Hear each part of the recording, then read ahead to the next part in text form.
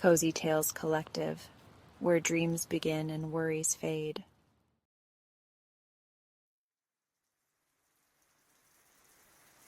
Welcome back. Now, close your eyes and take a deep breath. This is your time to unwind, to simply be. Picture a single candle flickering in a quiet, cozy room. Its golden light flickers softly, casting warmth and comfort all around. As you breathe in, imagine the glow of the candle filling you with peace. As you exhale, release any tension from the day. You are safe. You are calm. You are ready to drift into a peaceful sleep. Let's begin our story.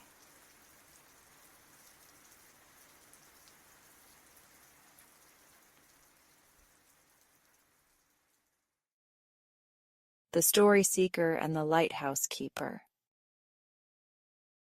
The storm rolled in swiftly, dark clouds swallowing the sky as waves rose like snarling beasts. Captain Elias Fairwind stood at the helm of the Wanderer's Quill, his coat flaring in the fierce wind, his eyes fixed on a distant flickering light, the only beacon in the chaos. A lighthouse. The seas around it were treacherous, jagged rocks lurking beneath the foam. But Elias was not a pirate who sought gold or plunder. He was a collector of stories, sailing from port to hear and share the tales of the world.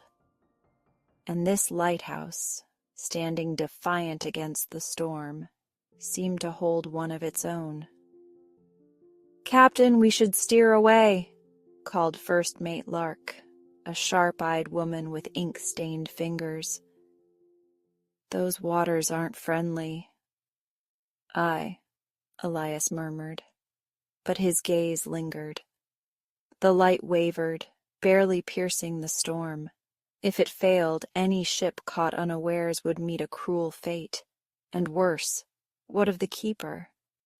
"Lower the sails," Elias ordered. "We're heading for the lighthouse."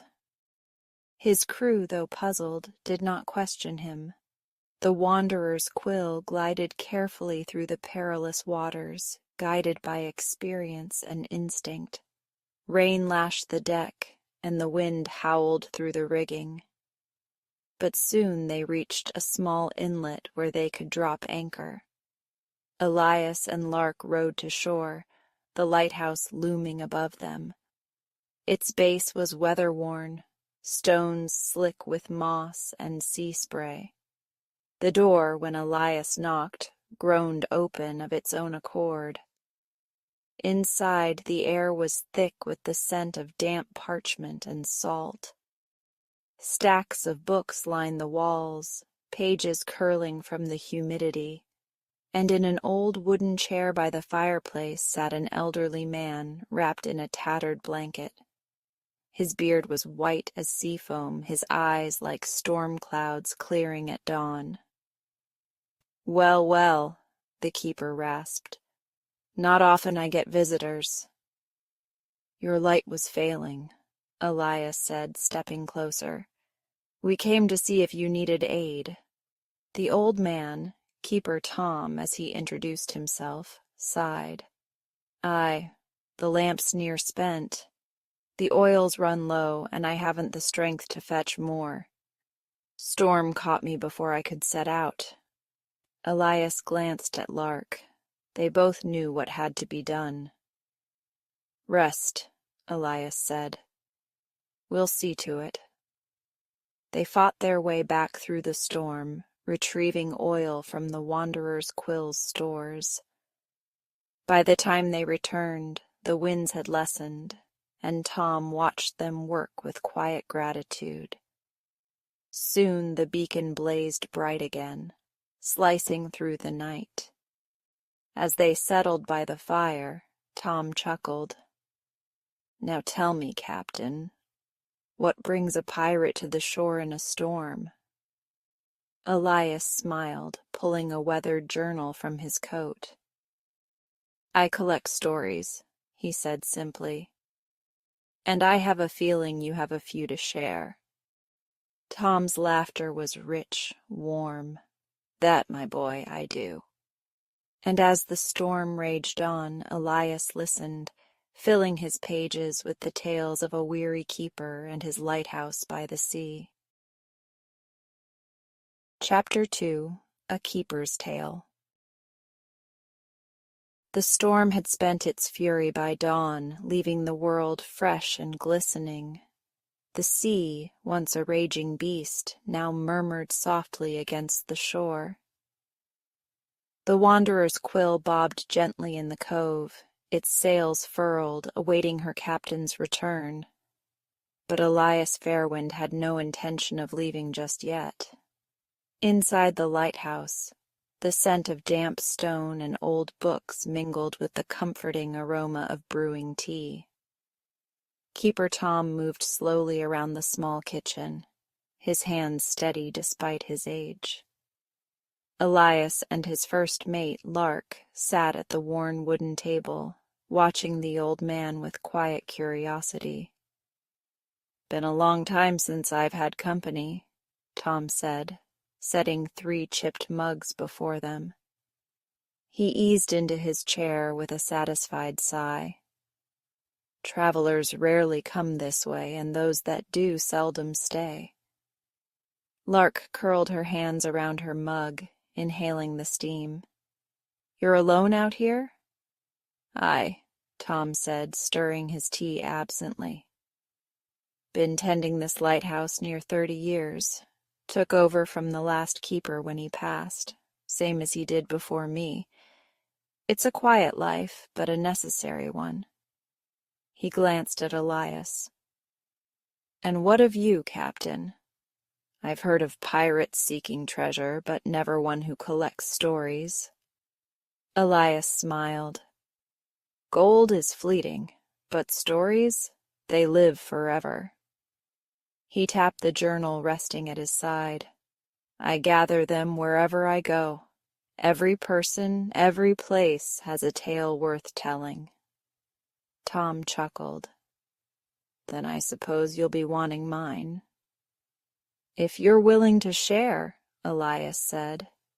The old man leaned back, gaze distant. "I wasn't always a lighthouse keeper. Once I sailed the seas like you. Had a ship, a crew, and a captain's hat that fit me just right." His fingers traced the rim of his mug. But one fateful night changed all that. Elias and Lark exchanged a glance. The best stories often began with loss. Tom sighed, staring into the fire.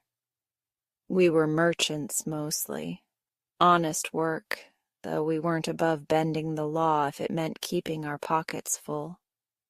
The Sea Wren was a fine ship, fast and sturdy. But even the best ships can't outrun fate." He took a slow sip of tea before continuing. "We were caught in a storm much like last night's, only worse. A monster of a gale with waves taller than our masts.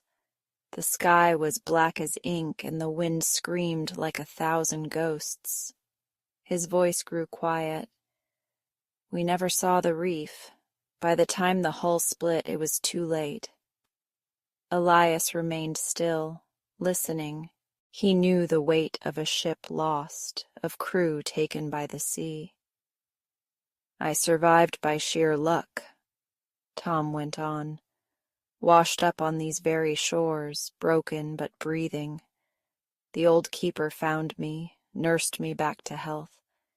When I was strong enough, I thought about leaving, finding another ship, but—" His eyes flickered to the window, where the lighthouse's great beacon still burned. "I couldn't.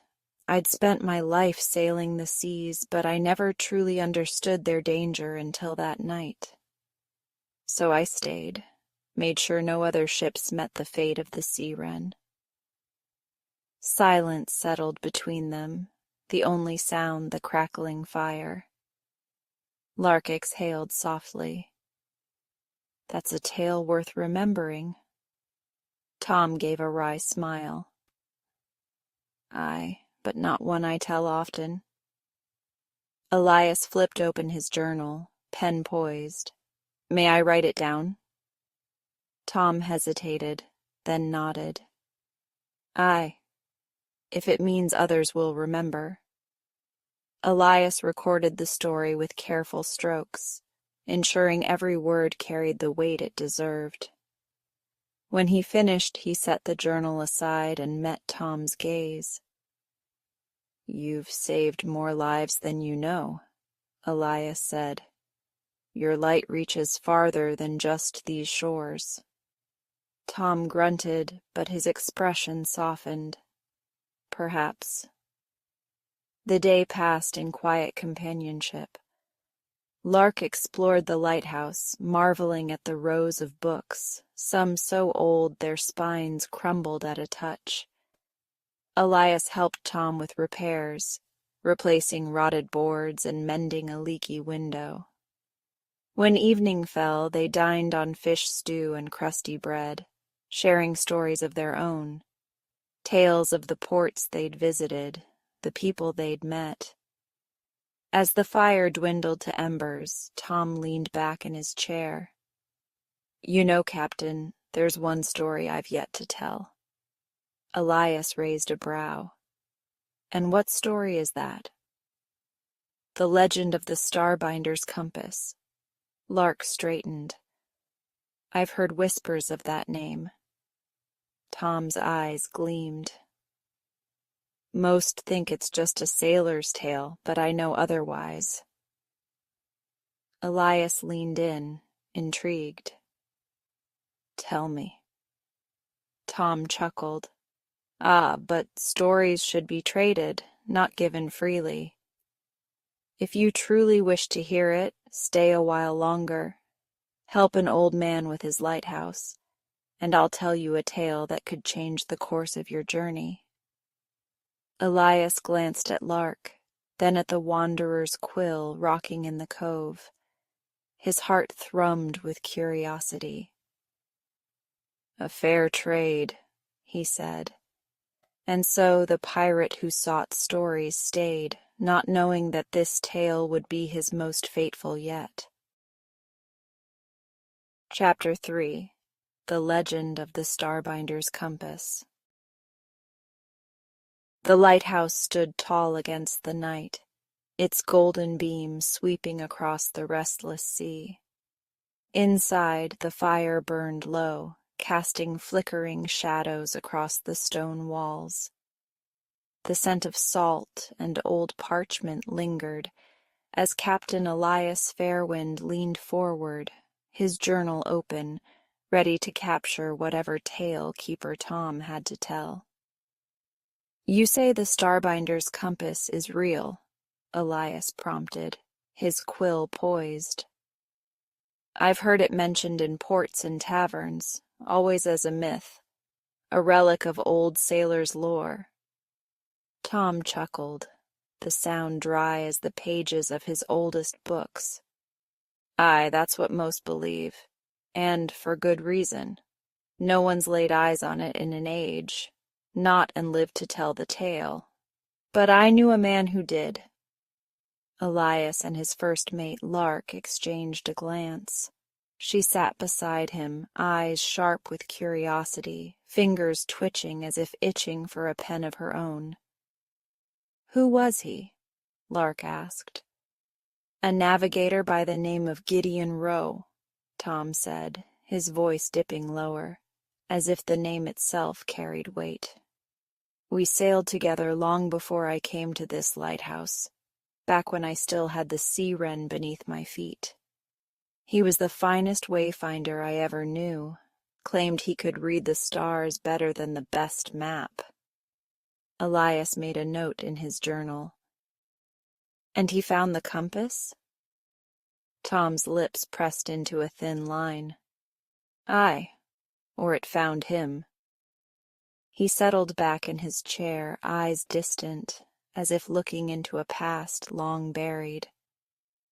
It began in the northern reach, beyond the ordinary trade routes. We'd taken a commission to ferry goods to a remote isle. Nothing unusual, just a quiet voyage to fill our pockets. But Gideon, his fingers drummed the table. Gideon was restless.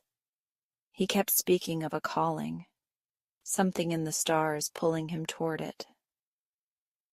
Elias frowned. A calling?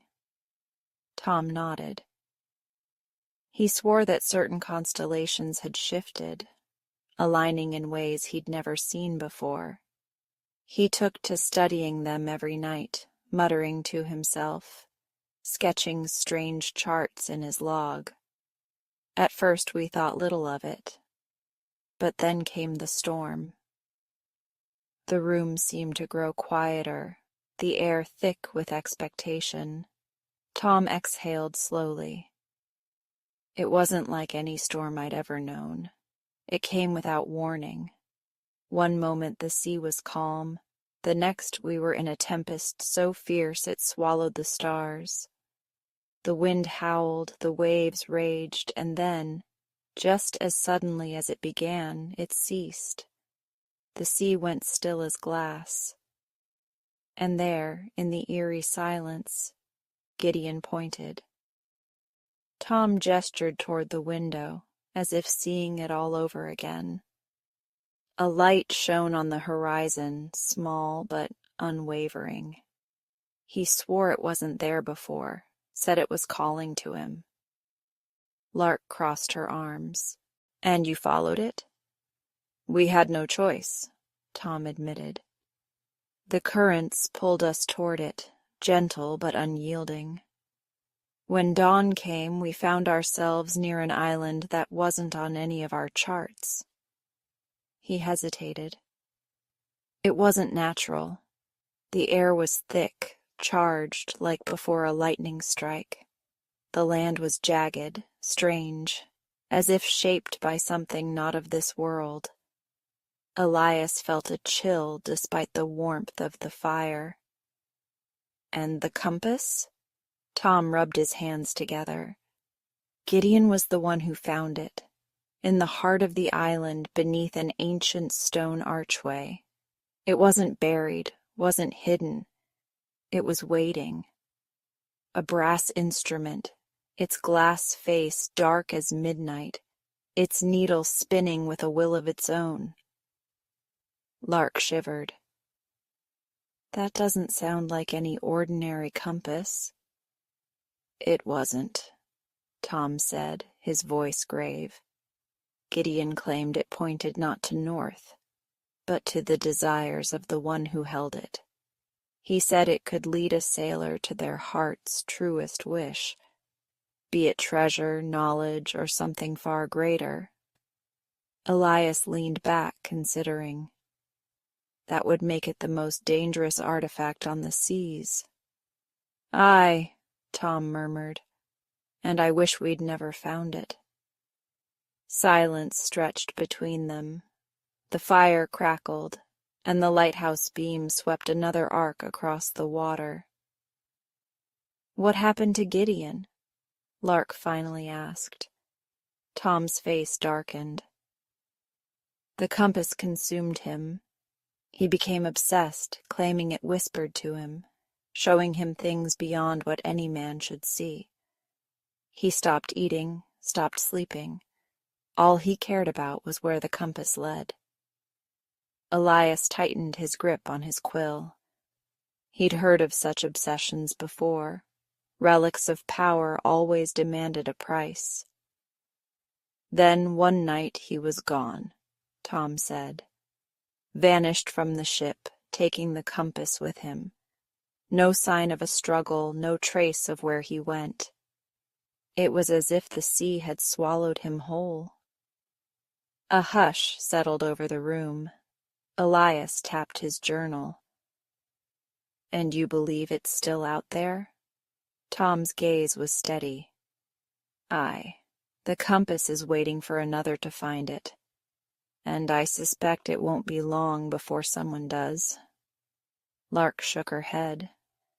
If it's as powerful as you say, maybe it's best left lost. Perhaps, Tom said, his voice heavy. But the sea doesn't keep its secrets forever. Elias stared into the fire, the story settling deep into his bones. He had always sought tales, but this one was different.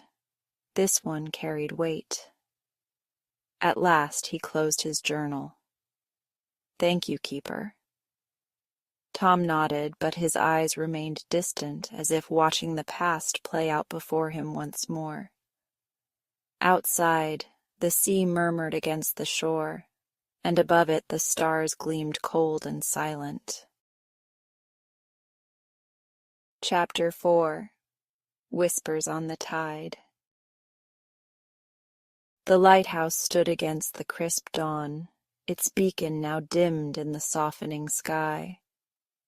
The storm had passed, leaving the world washed clean, the scent of salt and damp earth thick in the air.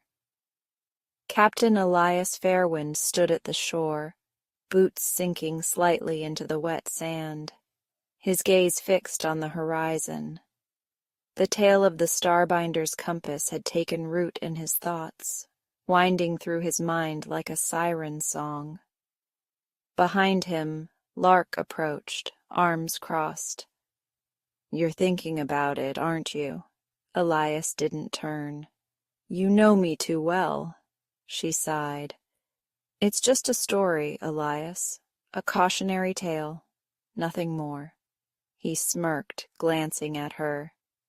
You don't believe that. Lark hesitated. I believe it's dangerous. Whatever happened to Gideon Rowe, whether it was madness or something worse, it was enough to make Tom give up the sea. Elias exhaled, running a hand through his dark hair. And yet Tom never let go of the story.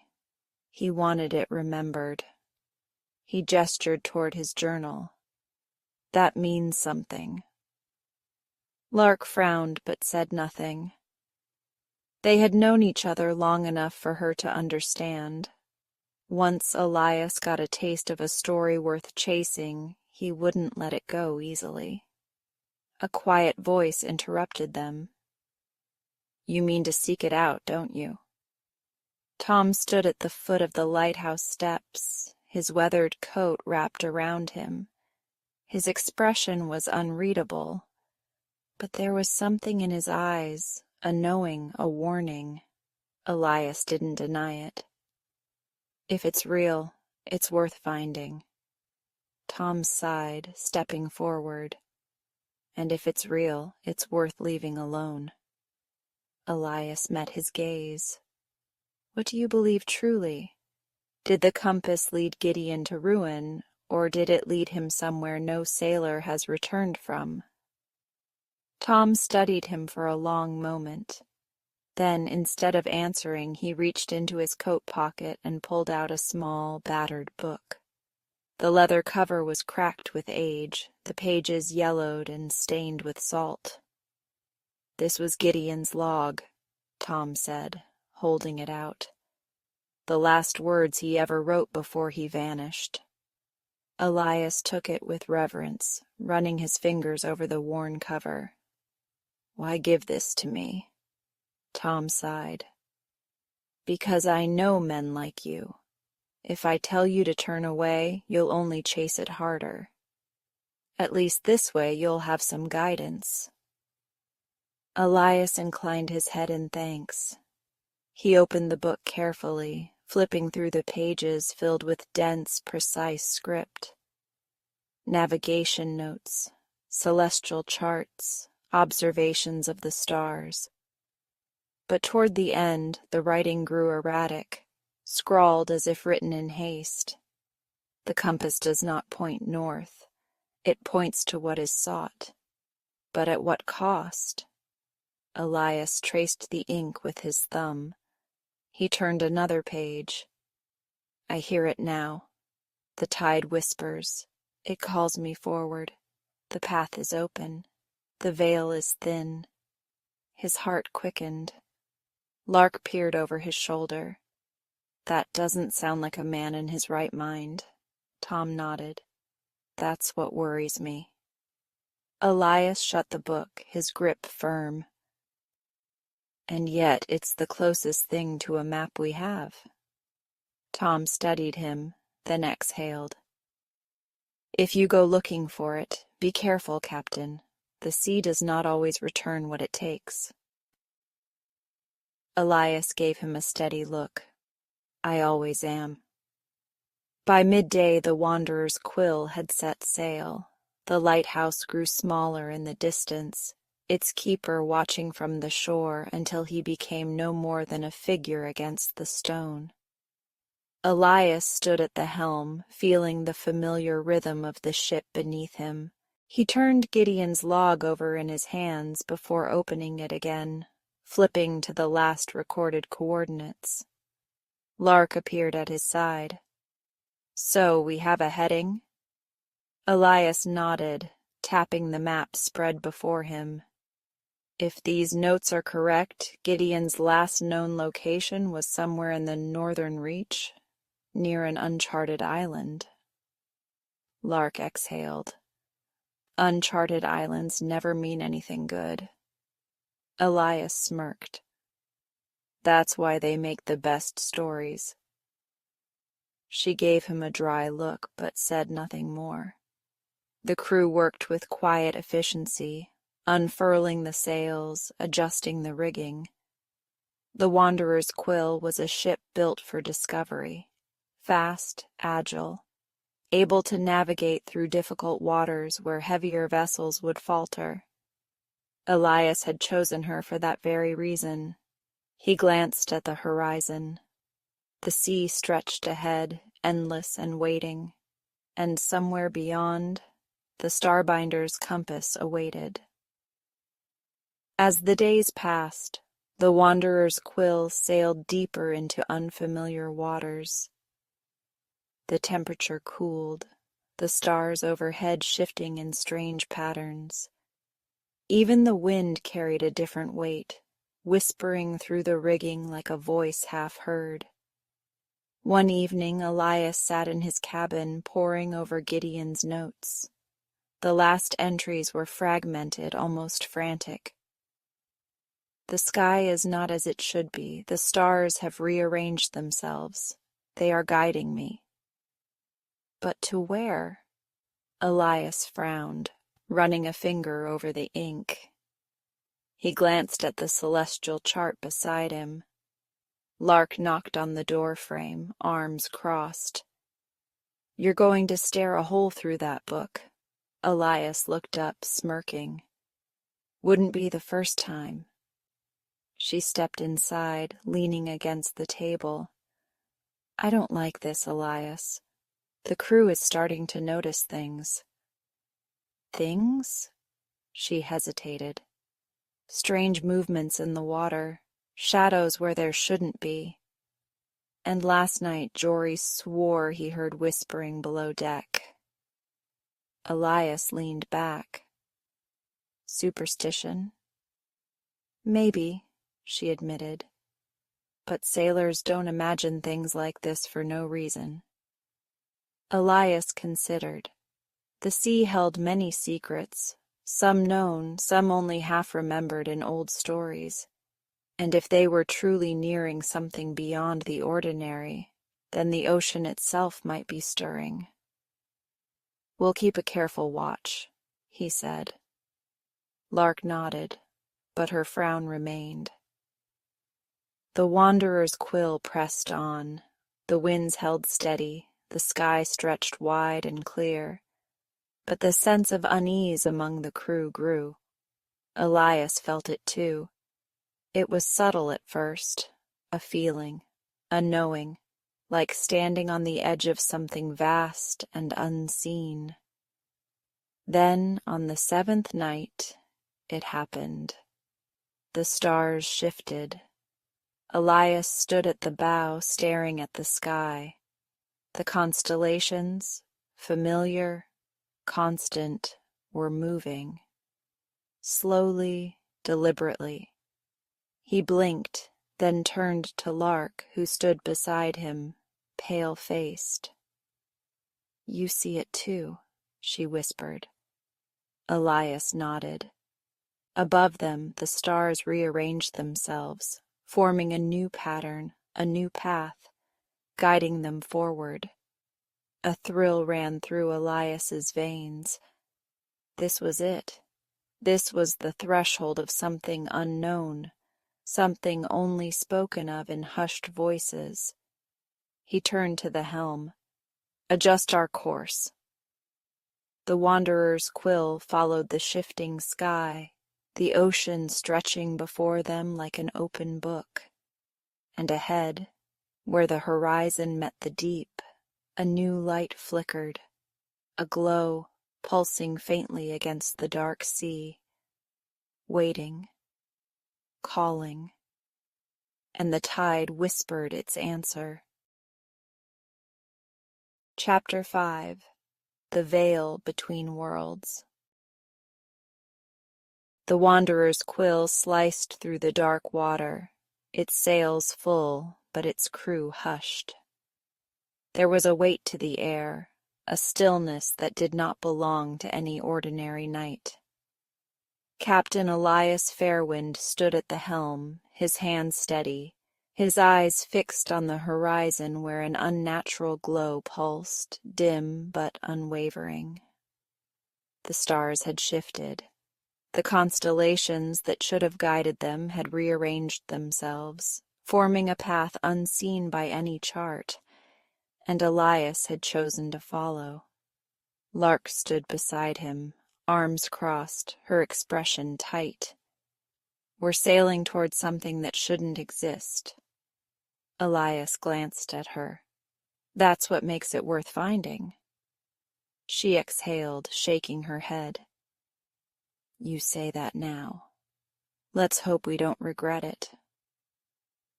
The crew moved with quiet efficiency, their usual chatter gone. Even the sea seemed different. The waves were too smooth, the wind too steady. It was as if they had entered a space between the ordinary and the unknown. Then, just as dawn began to creep into the sky, the mist rose. It came suddenly, curling over the water in thick silver tendrils. It swallowed the ship's wake, devouring the starlight, muffling the world into eerie silence. The wanderer's quill pressed forward. The light ahead flickered. Then, as the mist parted, the island emerged. It was unlike anything Elias had ever seen.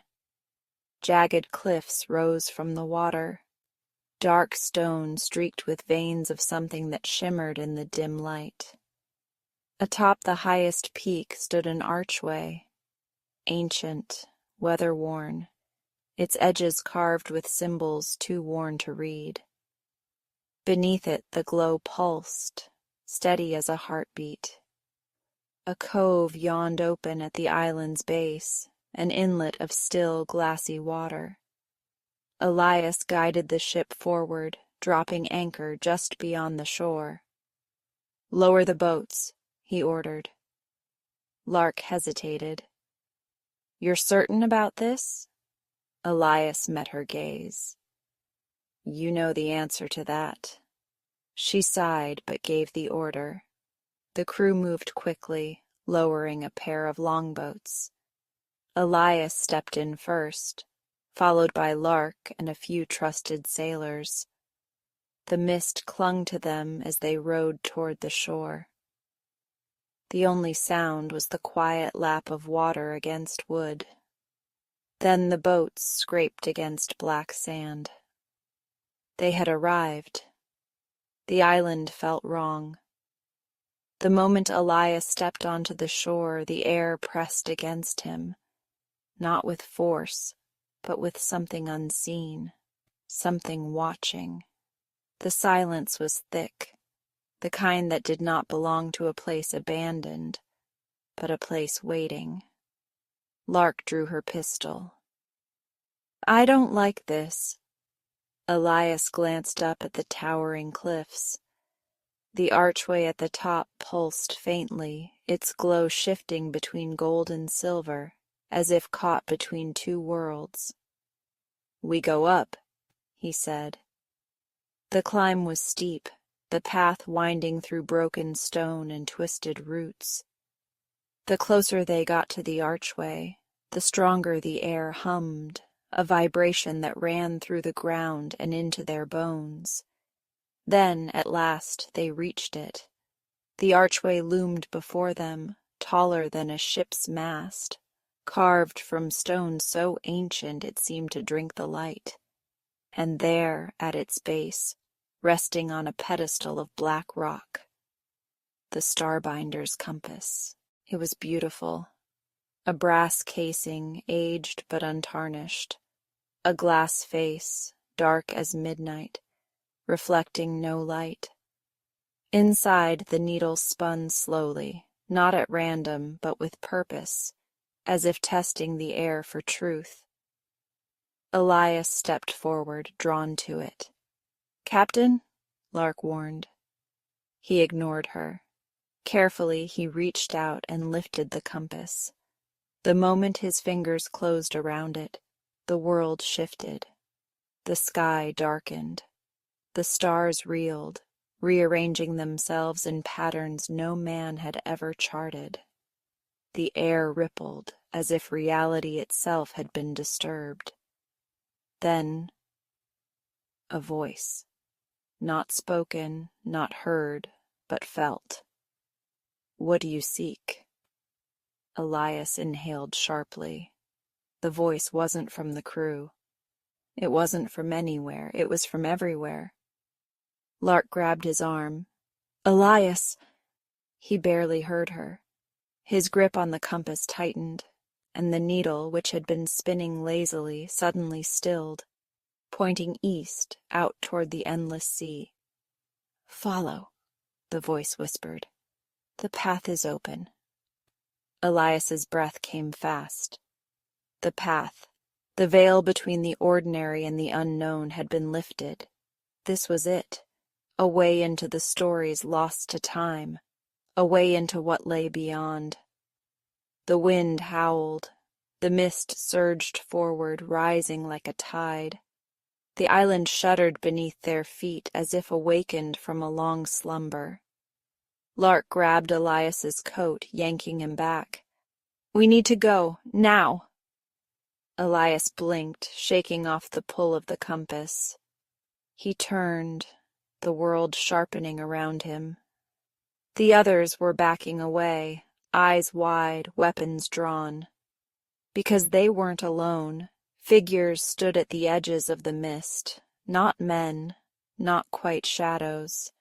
Their outlines flickered, shifting, as if caught between being and unbeing, and their eyes, if they were eyes, glowed. The nearest one raised a hand. The mist surged forward. "Run!" Elias shouted.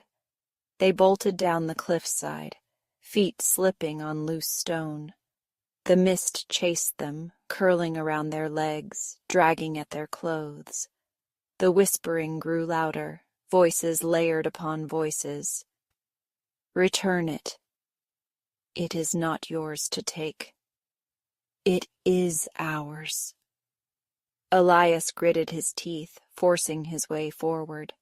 The compass burned in his grip, the brass warm, pulsing, alive. The boats came into view.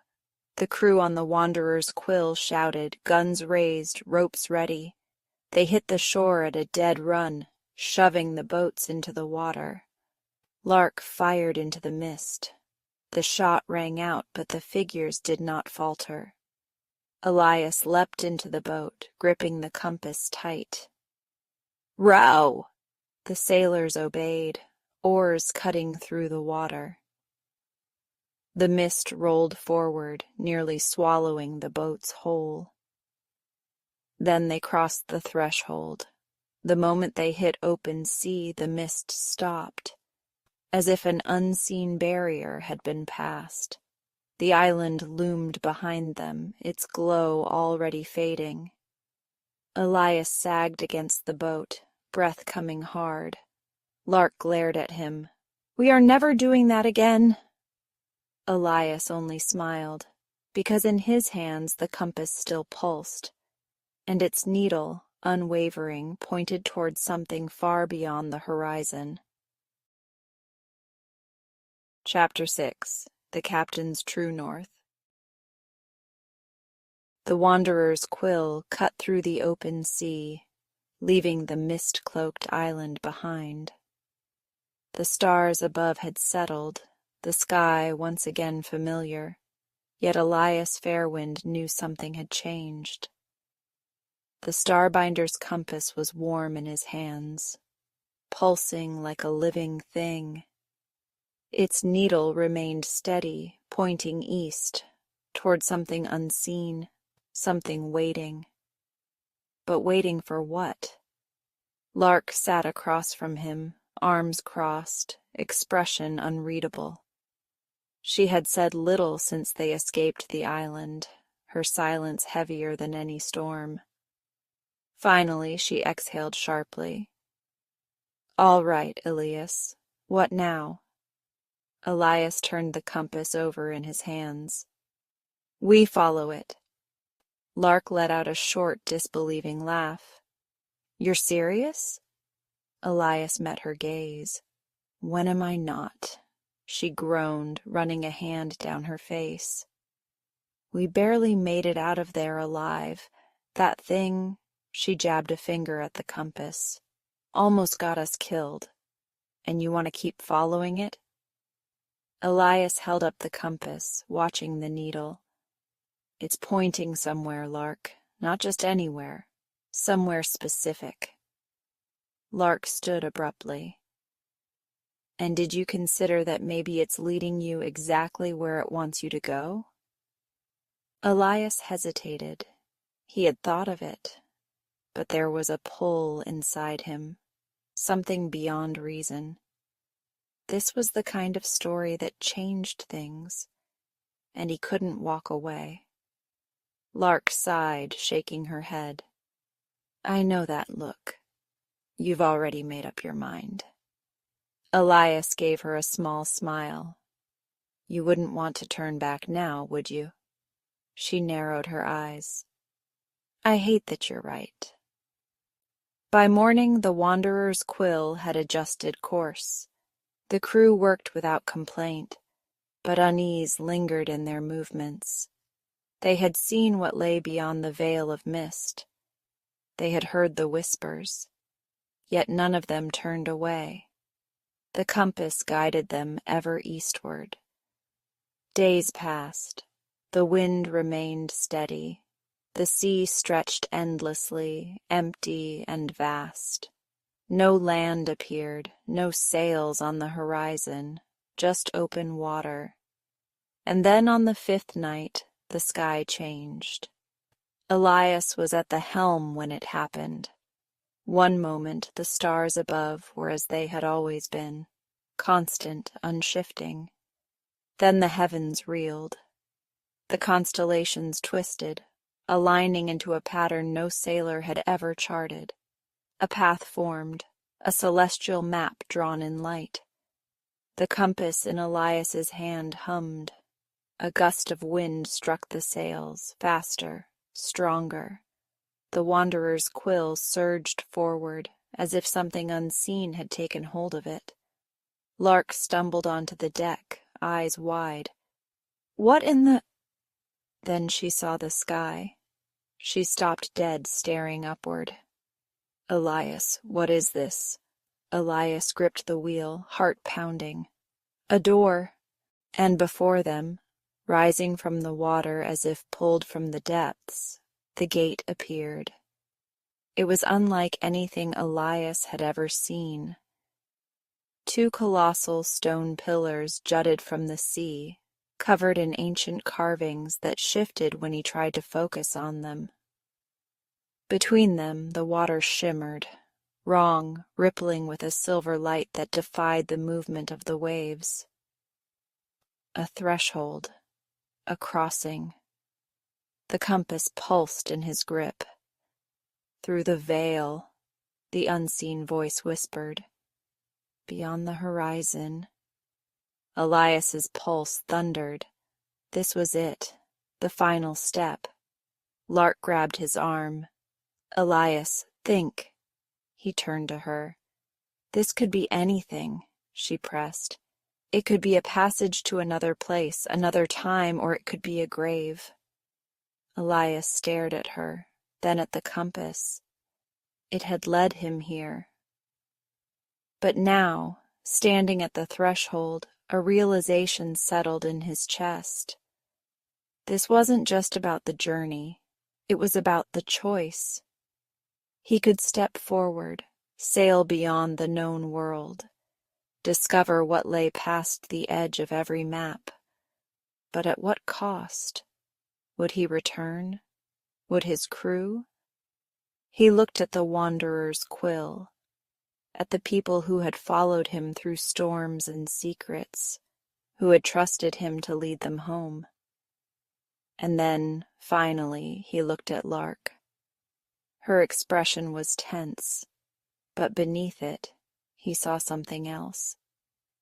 Fear. Not for herself, for him. Elias exhaled. He turned the compass over in his hands one last time. Then, slowly, deliberately, he closed it. The pulsing warmth faded. The needle, trapped in darkness, stopped moving. The sea held its breath. The sky trembled. Then, the gate flickered. Once, twice, before the silver light dimmed. The pillars shuddered. The carvings stilled. And then, as if never there at all, the passage vanished. The crew sagged with relief. The sky, though still unfamiliar, no longer called. Elias let out a slow breath, turning to Lark. Her brows lifted. You turned back. Elias smirked. Surprised? A little, then more softly. Glad. Elias studied the compass in his hand. Then, with quiet reverence, he walked to the ship's railing and dropped it into the sea. Lark's eyes widened. That thing nearly killed us, and you just let it go. Elias watched as the compass sank, its brass casing catching the last sliver of moonlight before vanishing beneath the waves. Lark exhaled. That's very unlike you. Elias smiled. Maybe. Or maybe some stories are best left untold. She shook her head, but there was admiration in her gaze. So what now, Captain? Elias turned to the open sea, to the world that still had 1,000 stories left to discover. And without hesitation, he answered, We sail.